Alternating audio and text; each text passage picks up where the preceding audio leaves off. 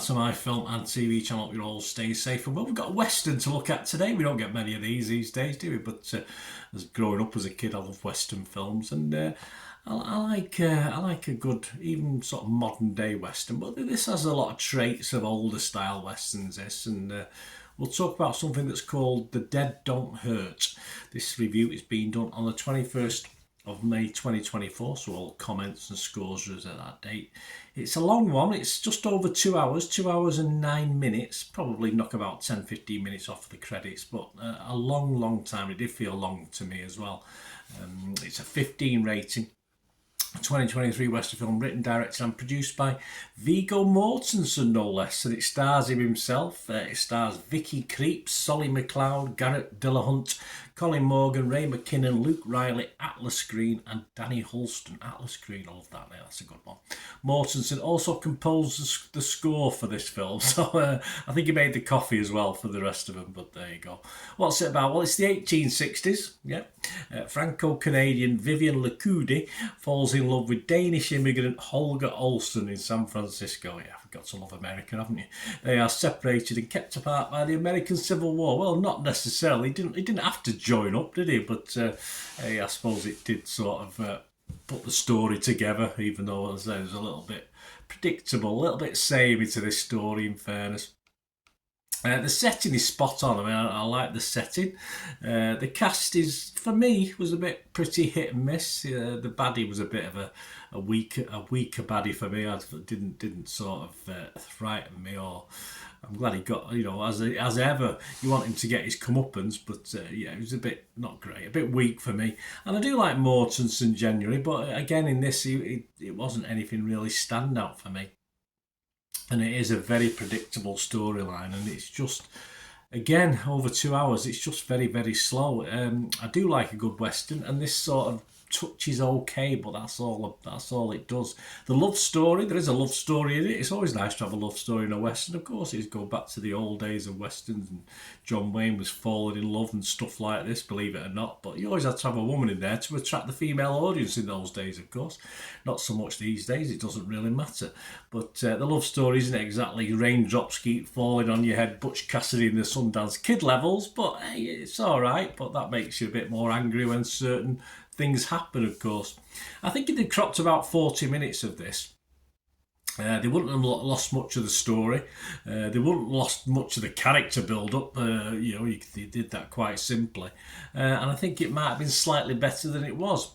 But there always is a but, isn't there? This is obviously my opinion. We're all different, aren't we, what we think of things? So any nasty comments you want to make, which I get occasionally, fair enough, you're entitled to do it, but it's all opinions. It doesn't, just because you don't agree with me doesn't mean you have to be rude, which does happen.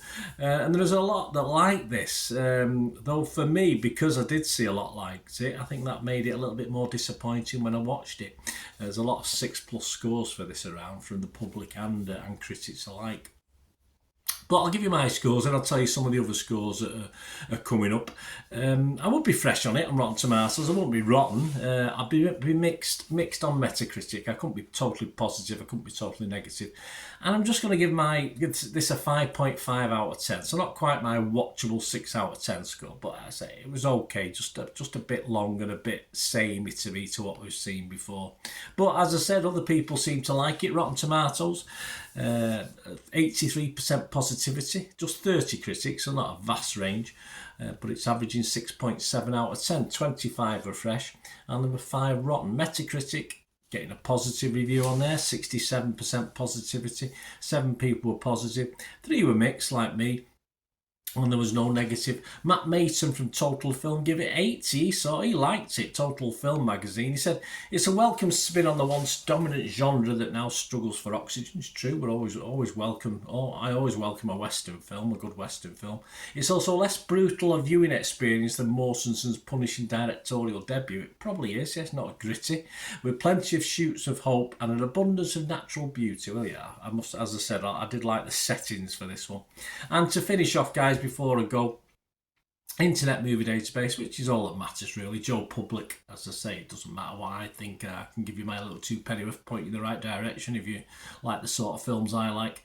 But it's getting a good score, yes. Over 608 scores and reviews as I'm doing this. 608, all right, not a vast number. But it's getting a nice steady 6.8 out of 10, so it is well liked. Let me know what you think, guys, if you get to watch this, please. If you're going to go away and watch it, it'd be great to hear your opinions. But I think it was the length that let it down for me. And okay, I can live with stereotypical trope. You know, I can live with the tropes of westerns and what we've seen before. And you knew very early on what was going to happen in this, but yeah, it's fine. I don't mind that. I just thought it was too long getting there, unfortunately. So let me know your views, guys. Please, if you are new to the channel, push that subscribe and push the bell notifications. Give us a like for this vlog, or give us a like for the film. Guys, if you don't want to give me a like, it's always appreciated. It's always nice to get them, of course. If you have any interest in getting a sponsorship of me or any sort of going forward for the channel, I'll be very interested. Like, support the channel in any way. I'm trying to look at different ways to do things.